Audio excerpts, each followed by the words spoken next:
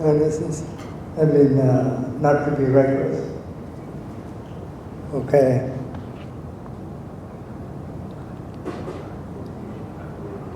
ความไม่ประมาท in Thai. How do you live it with heedfulness? That's just like a system of living, but how do you live with it?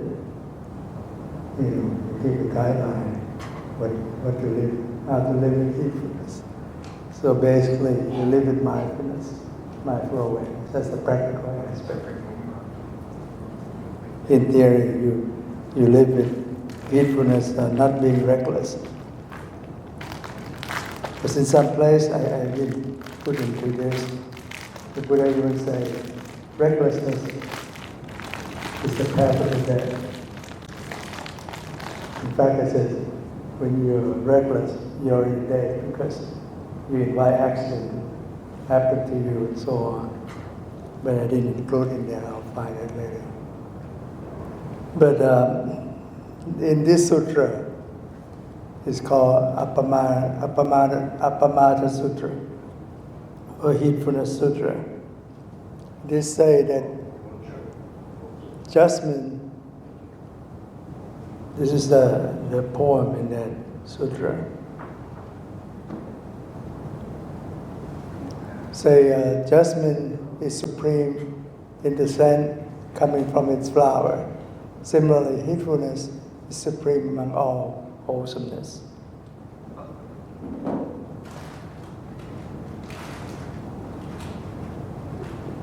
And then the Buddha stated here, of all beings with various feet, some are like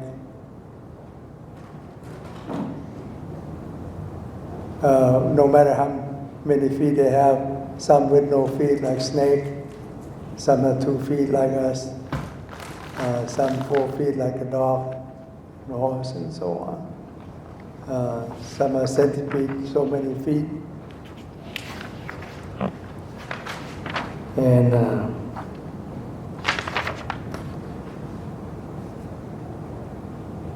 some with form, some no form, formless. Some with perception, some without perception.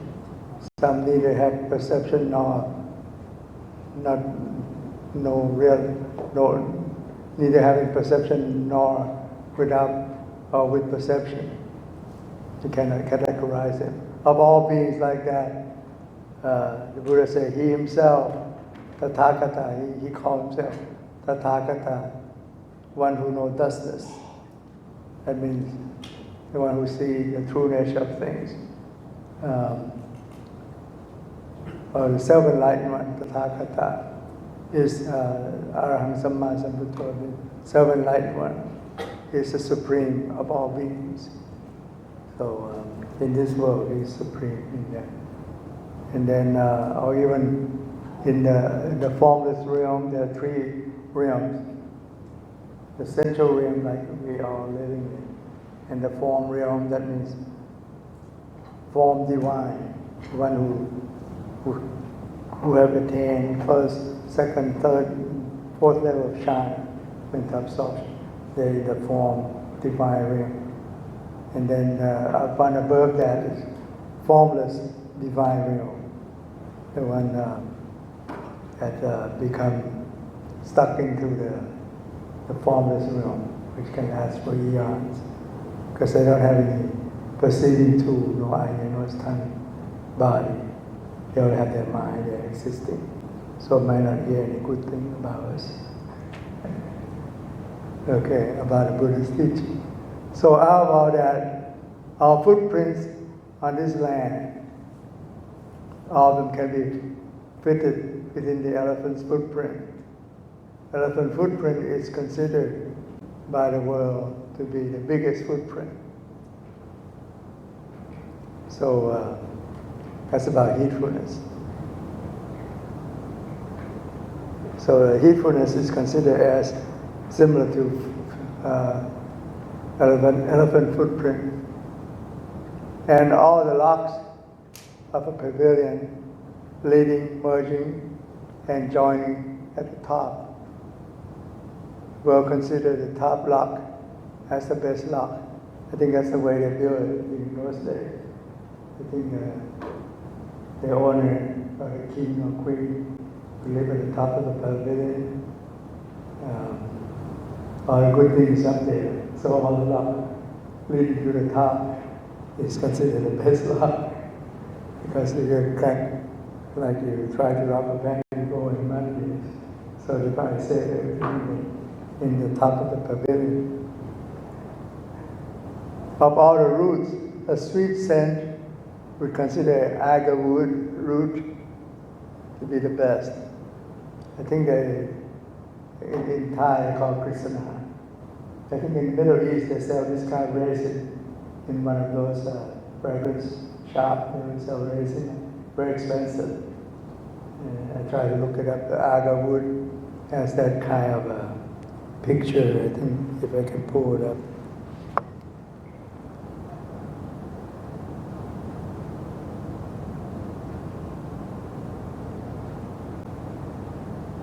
This might be one of the resin like that. Those are the agar tree and so on. Rosin, okay. Is it what is it called? Aromatic resin oil. But when I look it up initially, it said there's Agarwood.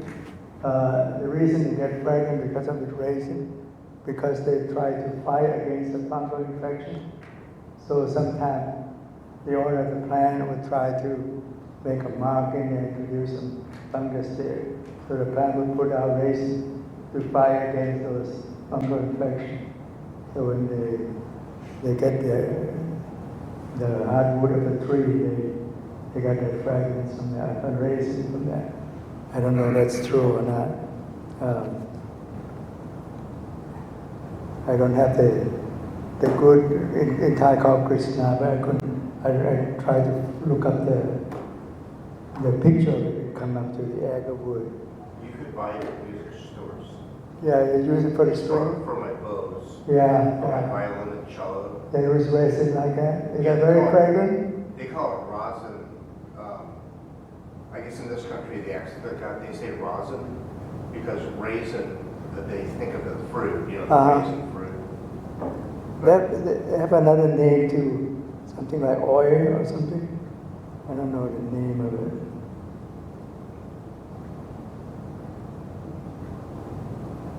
A-O-U-D-H. Oil. Kaharu. That's what I look up. That sounds Indian, Kaharu. Yeah, it sounds Indian. But all string instruments come from India too. Like sitar and all that.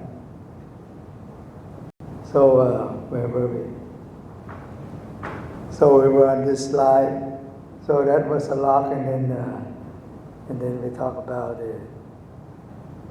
the wood that have the sweetest scent. It's the root. And then the next one is of all the heartwood with sweet scent, we'll consider red sandalwood as the best. Red sandalwood, the hardwood. And then all of the flowers, like a poem said earlier, of all the flowers with sweet scent, we'll consider jasmine as the best. I think no one denied it, unless you hate jasmine. And many plants or flowers has similar fragrance. Like the gardenia has, I think, probably the strongest of all the jasmine. You like gardenia, Sam? You know gardenia? It's white flowers, almost like rose, it's white. It's in the jasmine family, same scent, but very strong one. I think they make it into perfume. Nina Ricci, you remember Nina Ricci with the bird on the top? I think one of the pyramid store also sell the perfume. I forgot what's the name. They also sell similar, Monon something. fragrance and the smell, like that. So all king of the minorities would walk behind the emperor. We'll consider emperor as the top king. Okay, he would tread behind the emperor because he have less power to begin with. That's why. And like we saw the full moon tonight, or maybe we start in the first new moon, the first day of new moon. We saw a very big moon tonight. We drove by. I took several pictures of it. The brightness of any star will consider would not reach 1/16 of the moon's brightness as being compared by the stars.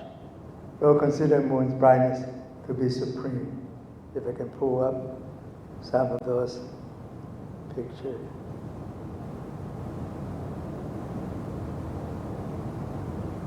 Tonight.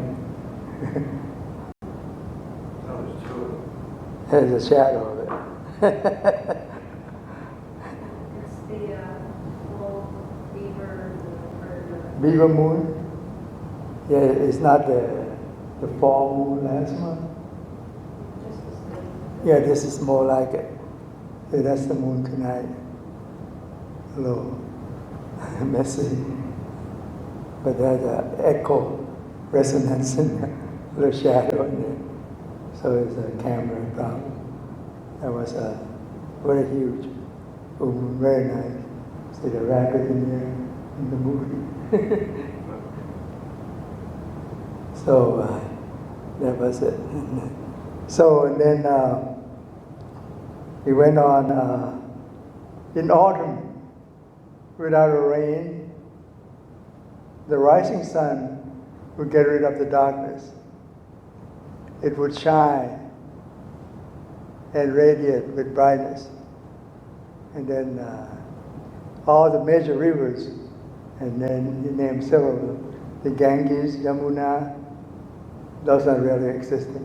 Agarwood, that's I think went into Burma, Myanmar. Yamuna is in India, also Ganges in India. Sarapur, I don't know where exactly, and Mahi, I think might be in India. They would all flow towards the ocean, routing, merging, and dumping into the ocean.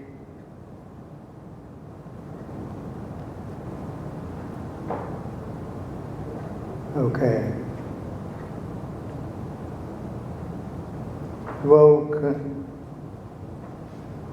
Not wood. The world named the ocean as the supreme of all rivers.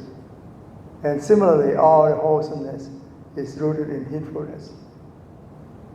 Sum up in heedfulness. Heedfulness is supreme of all wholesomeness.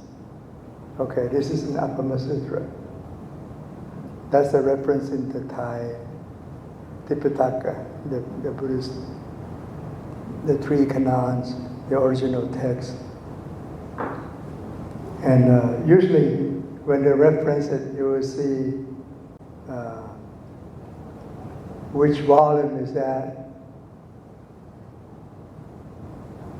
and then what number is the topic, and then the page. So it's a reference that they use from 2600 years ago. But back then it's all orally recited, so it's merged into one big paragraph, the whole story. You know, there's no division. This is the next paragraph. You know, it's called in big major paragraph, the whole story. Okay, and then they number. So number one, like Buddha meet with somebody and so on. What's the content? The next one, what happened next, and so on. The next content, and so on. So very good reference, and it's the way of chanting and memorization. So how do you live heedfully? So that's the theory. How do you live it? Basically, practically, it is to live with mindfulness or sati. You think the elephant would crush the chicken? They won't, because they know it, they feel it, they're mindful. It won't crush it. He's sensitive with his foot. Even though they're big, but they're a very sensitive animal, very compassionate animal. So heedfulness is comparable to the elephant's footprint, which could fit any other animal's footprint. Similarly, mindfulness will hold all wholesomeness within it. In fact, all the wholesomeness that we do kind of like practice based on mindfulness. That's the root of it. Without mindfulness, you don't care to do it.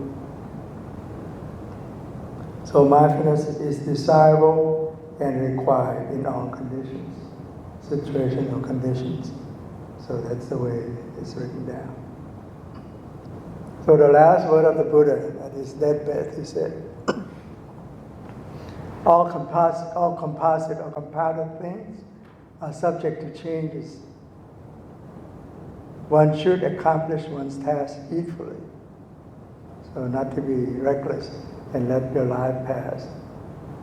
And then, so basically, it meant one should perfect one's mindfulness self-awareness. When you perfect your self-awareness, mindfulness, you see the true nature of things and don't be a slave of your own biased thoughts. So this picture taken from the temple in, I think, Cambodia, Killing Field, that's one of those. And you visit some of those temples, you put this in all the skull in one medium-sized pagoda, and you can see light of skull in there.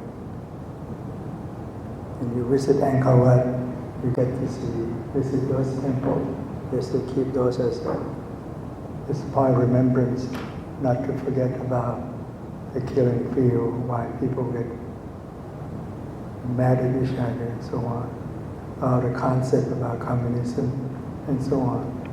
So mindfulness, people try to give definition like John Kabat-Zinn, say paying attention to the present moment with intention.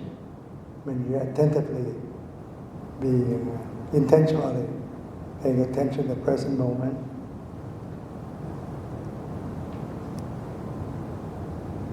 And while letting go of judgment, non-judgmental. So you can skip the last word, as your life depends on it. Okay. There's a word behind that but this doesn't play. I can let it try playing.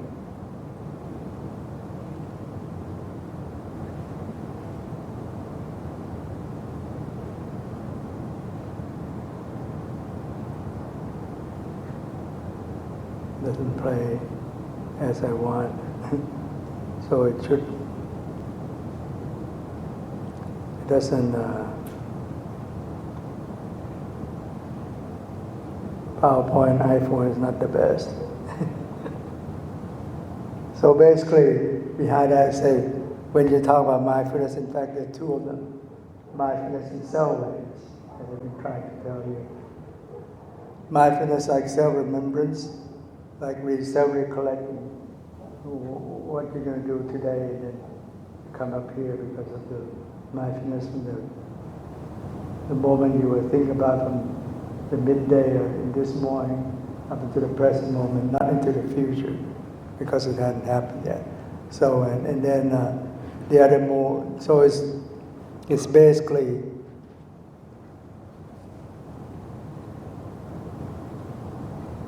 when you we can try to give definition. That's righteous mindfulness in the this is number 7 in the middle path. Okay, right view, right thought, first and second. Right speech, right action, right livelihood. That's the next three to 5, third to the 5th, and then right effort, right mindfulness. Number 6, number 7, right mindfulness, and right concentration. So right mindfulness is basically you're mindful with mindful awareness. that you have self-awareness embedded in all those 8 Noble Eightfold Paths. It means a pure perception. In Thai called รู้ซื่อ choiceless awareness รู้ล้วนๆแต่ไม่อย่าไปรู้อะไรโดยเฉพาะเขา just know what it is but don't go deeper like you see cookie is a cookie. Yeah, this man is good or this man is bad. That's beyond mindfulness. Okay, it means you are choicing. It should be choiceless awareness. And then unbiased perception, perceiving without passion, non-passionate perception, or non-judgmental knowing. And my teacher said, unknowing knowing. รู้โดยไม่รู้อะไรเลย When you hear that, are you mad? No, I mean, you don't give the value. Just know what it is. It's a flower, okay? When you say it's fake or not. You see so many flowers now. It's hard to tell which is fake, which is not. Because they make it so close to each other of the real thing. So sometimes you can't tell them apart unless you touch it. Then you know it's paper. It's not real flower. Okay, I was fooled so many times. And then knowing without biased thoughts, so without judgment, or perceiving with wisdom, not problem. I mean, you try to you put the value to it. You kind of put the chisel there. Is this good or bad, and so on. In what you perceive through your eye, ear, nose, tongue, body, and mind. Okay, what you perceive through the 6 sense spheres. So mindfulness is like when you go through TSA, mindfulness is the one that keeps you flocking to get A or C. They kind of like round you up. It sees the phenomenon, capture you. Okay, or retrieve the phenomenon. But who is the one that find out you the good guy, bad guy? It's the self-awareness. It's the TSA officer that put you through the screen, X-ray machine. You have tools to work with. It's his wisdom. You can see what's hidden there. Oh, you have a power bank there. You even forgot about it. Or you got some water left in your bottle. Okay, you thought you emptied it, or something like that. So they can tell you're a good guy or bad guy. So that's the wisdom. So the self-awareness. So the self-awareness it's not as swift as the mindfulness. The mindfulness like have the power to seize people there, but so that the self-awareness can investigate once they were retrieved by the mindfulness. So they just hold you there. You catch a thought, the thought is being investigated by this self-awareness. So you should make that judgment on that, so on. So that's what we practice, self-observation, self-monitoring, with perseverance. Do it continuously. You can do 24/7 if you could, with self-awareness and mindfulness at your body, feeling, mind, mental phenomena. To get rid of the desiring and undesiring nature that happen in your body, feeling, mind, mental phenomena. So it works together with mindfulness, self-awareness, continuously. You can't monitor your life all the time, so you won't be trapped by liking or disliking, or desirable, undesirable nature, which is the root of the problem that we try to please ourselves. And this is what my teacher said, Khemananda said, self-awareness of Sampachanya is Buddha, is the Buddha, Buddha. It's a roadmap as well as a treasure. When you tread through this path with self-awareness, like you do walking or sitting with your dynamic meditation, you come to the treasure one day. When you catch the thought and the thought disappears and you see the true nature of your mind, I mean, you no longer be fooled by your biased thoughts. And you realize what a fool you were, avijja, that you were trapped into those biased thoughts. And Satya Narayana Goenka, another great Vipassana teacher, master, he says self-awareness or sampachanya is basically the Buddha's enlightenment. It's the greatest discovery by the Buddha himself. And the last one, little vein there, is a gift to mankind that the Buddha gave us to follow through on this track. So that's what we would see dependent arising when you catch it as it arises, how the bias thought arises, how self occurred or I was born through ignorance. You don't see that you're tainted by your biased thoughts, so you generate mental impulse. It tainted your consciousness of vijnana. It's this mental consciousness, the last of the sixth sense sphere.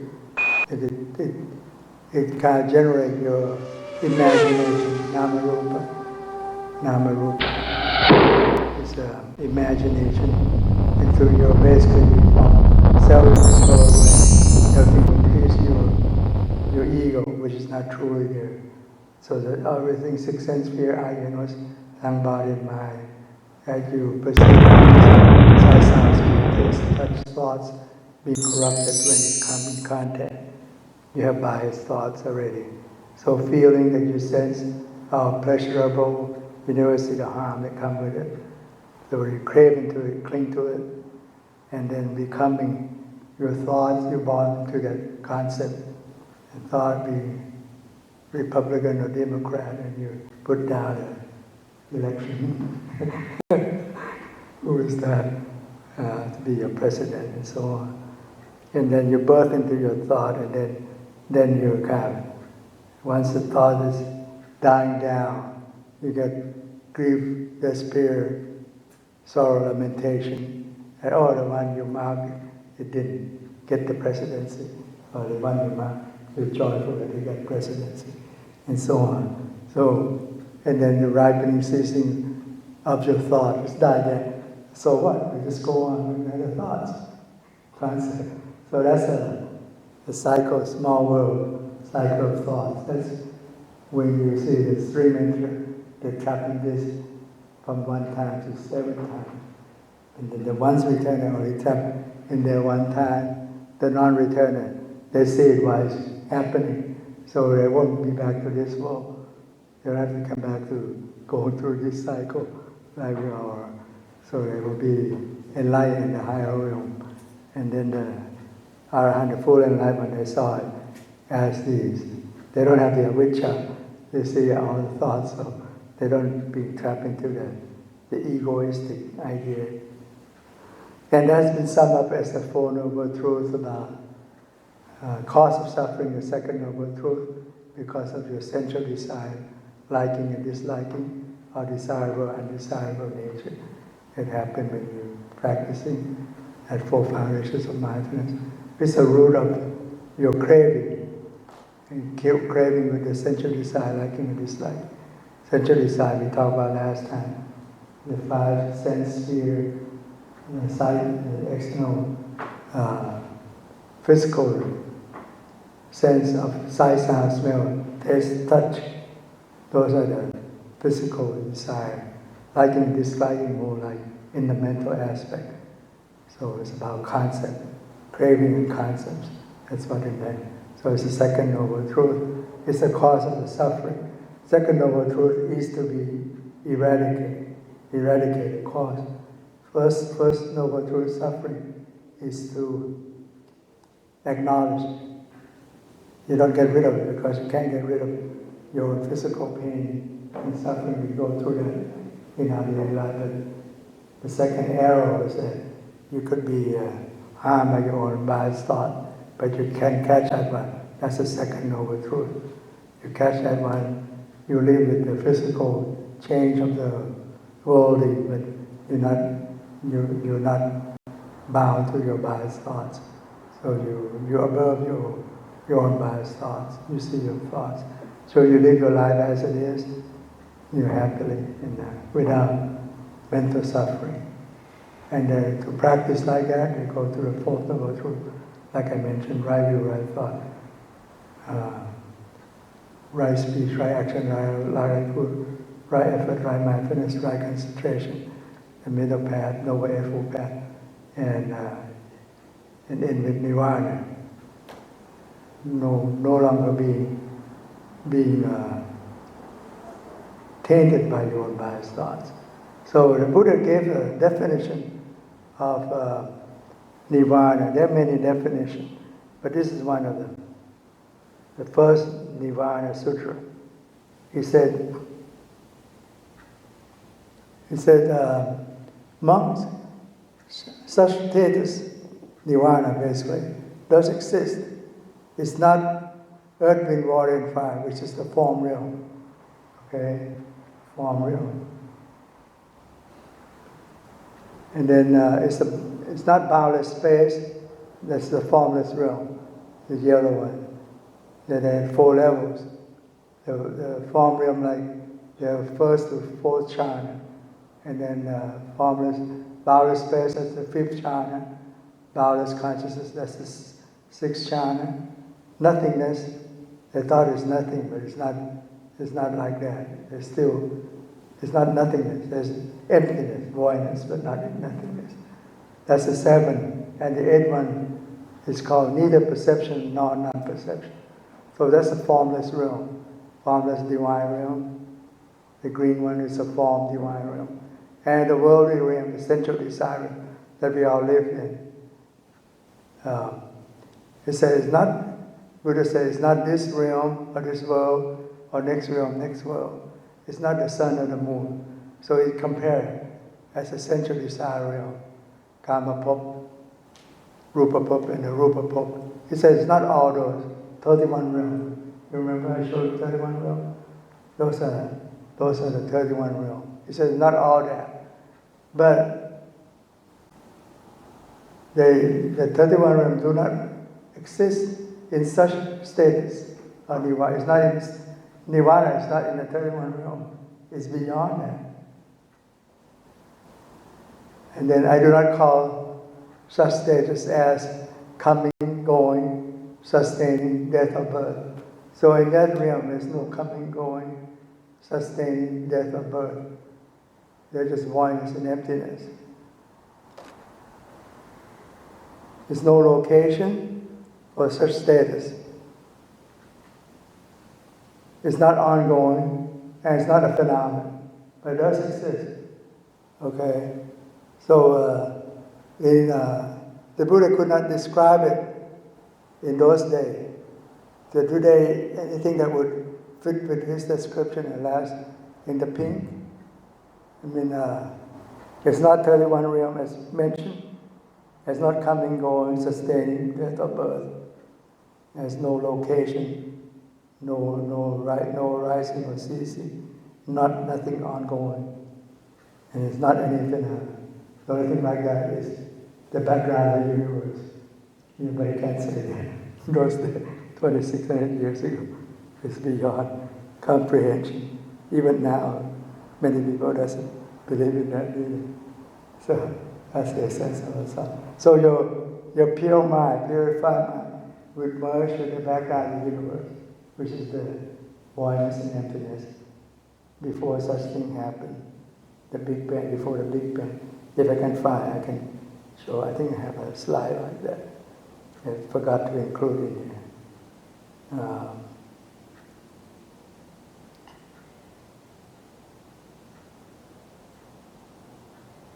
That's the one I'm giving talk in January in Thailand.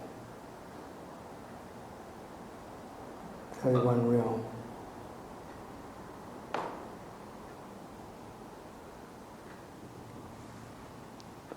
So this is nirvana, beyond 31 realm.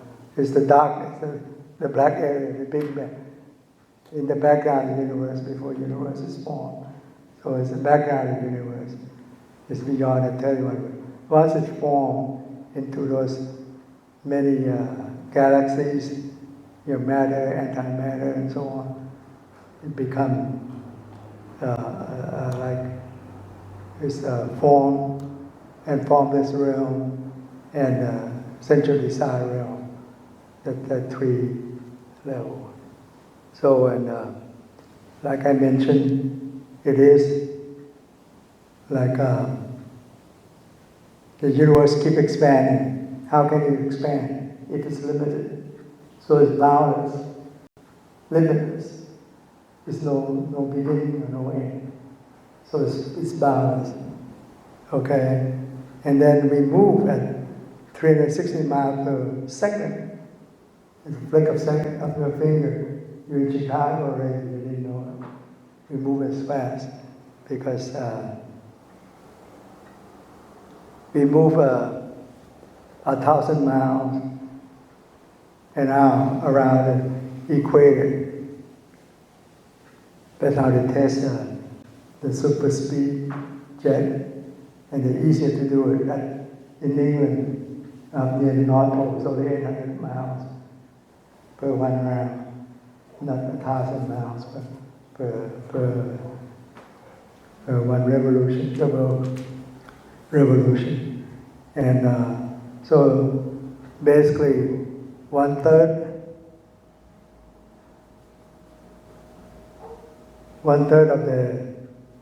of the darkness in there are dark matter. And 2/3 of the dark energy is the other. 96% of the darkness there is considered as invisible universe there. The physical universe, the form one, is only 4%, including our world. The invisible one, 96%. They're still looking for the dark matter. They don't know what it is. They know something about black hole in the center of the big galaxy, in every single galaxy. So there may be a particle or something. They're working on that. So and then so it's 96% is dark energy and dark matter. Dark matter 1/3 of it, and 2/3 is dark energy. So we move 1,000 miles per hour around equator, and we move at 67,000 miles per hour as the Earth circles around the sun in a year time. And then our solar system is about a fourth out from the center, from the whole galaxy. So basically, our solar system moving 500,000 miles per hour. Our Milky Way galaxy circle around this Milky Way. Our solar system move around Milky Way's galaxy at 500,000 miles per hour. And our galaxy, Milky Way galaxy, move to the super Vega at 1.3 million miles per hour, or 570 kilometers or 360 miles per second. We move so fast, how come we don't feel it? Because we're in it. Like when you go in a car that drives 70, 80 miles, you don't even feel it. When your friend put it on 90 miles an hour, you don't even feel it because you're moving with it. Until you put a brake on, then you hit the front wheel mirror. Then you say, oh, you were so fast. So you with the momentum, so you don't feel it. And the earth is so big, that's why, even though our earth is so small, but we're so tiny comparing to our earth. So that's the way it is. So just to tell you the idea, what does the background of the universe look like, and why the Buddha didn't say in the positive sense, because you can't explain it. You have to say in a negative sense, it's not this, not that, not the worldly system of central desire, form divine realm, or formless divine realm. But such a thing exists is the background of the universe. No coming, no going, no beginning, no end, which is basically the equator is the background of the universe. Okay, that's it. Any questions?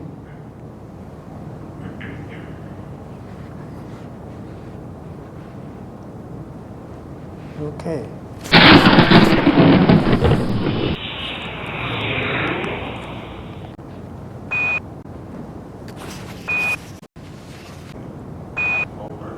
Earnestness, not to be reckless. Okay.